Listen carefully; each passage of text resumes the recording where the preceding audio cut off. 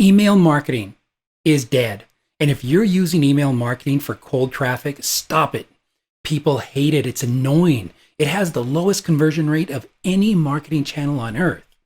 On the flip side, however, Gmail ads, try those, and you're going to find that you're not only not spammy, but they work so much better, hundreds of times better. Gmail ads, they're a great shortcut into getting into hundreds of thousands of inboxes without ever sending a single email. And they work so well because you can target in market and custom audiences, which means that your ads are placed in front of people who are actively looking for your product or your service. And in this video, I'm going to be showing you how to create Gmail ads in AdWords that drive warm leads and customers to your business. Coming up.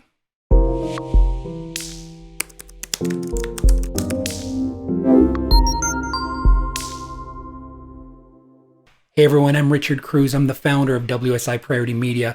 The purpose of this channel is to give you valuable tips and information to help you crush it with your Google Ads marketing.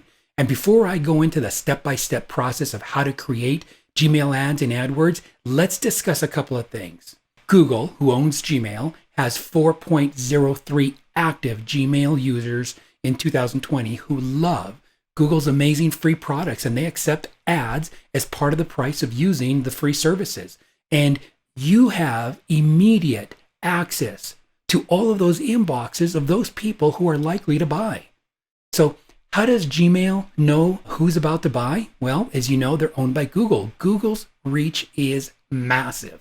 Their listening ability across all channels, from Android phones, Google search, YouTube search, Google Home products, and so much more. Nobody on earth has as much data about buying intent as Google. Nobody.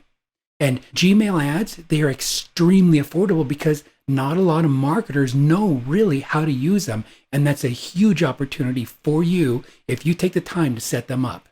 You get to measure reach, open rate, click-through rate, saves, forwards, and so much more, all for a cheaper price than regular search campaign. And let me forward my slide here just 1 second here and just show you what the typical ad looks like. Your targeted consumers, they'll see a teaser of your ad in their inbox. And by clicking on that teaser, they see your expanded ad, as you see here to the right.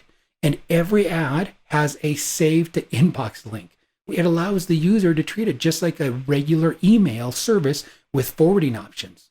So I'm going to take you over to the dashboard and I'm going to show you how to create a Gmail ad in Google Ads. When you click on the plus button on a new campaign, you're presented with all these different options. There's only 3 that support Gmail ads. They're the sales, leads, or web traffic. If you click on one of these, it's going to take you through kind of a driven, pre-formatted setup. I don't like that. I prefer to create my own. It gives me so much more power and flexibility. And from here, you'll find that they are in the discovery ads. So you have to click on discovery to get to the Gmail ads. And then from there, you click on continue. And then you'll name your campaign. So right here, I'll just put in test, whatever the name of this campaign is going to be. And then obviously you do your location targeting wherever you're going to be targeting.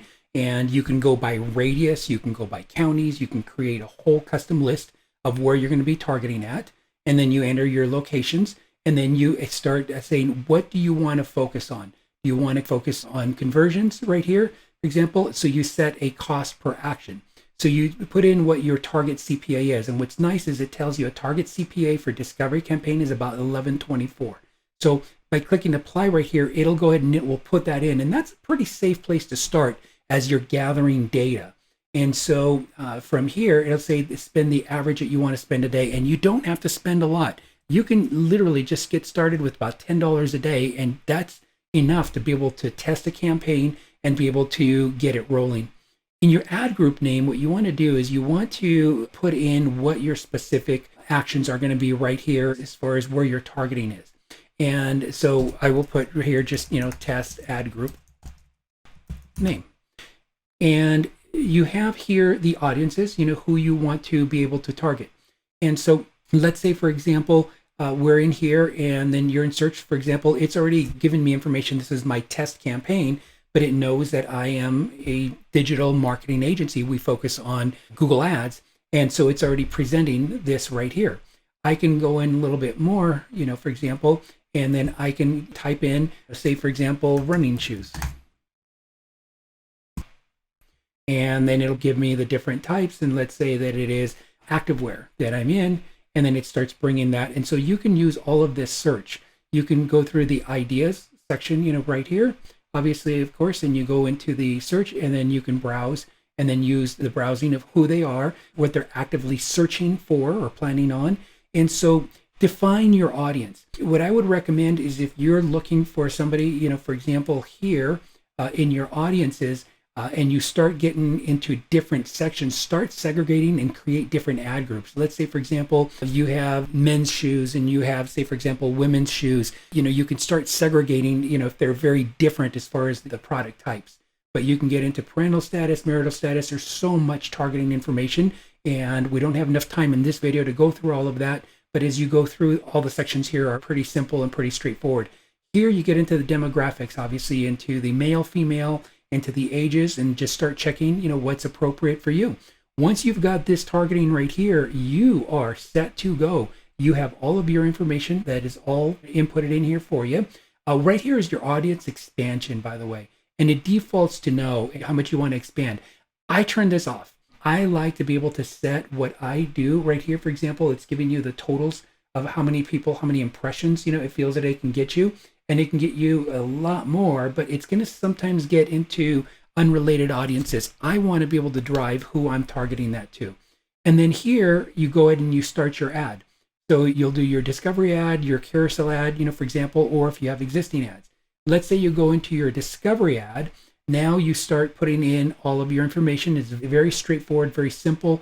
And as you're building it out, it is, so running shoes, say for example, and then you can put in multiple, running shoes, the best shoes for running, and then running shoe sale. And I'm misspelling such, but you get the gist. You have up to 40 characters that you could put in here.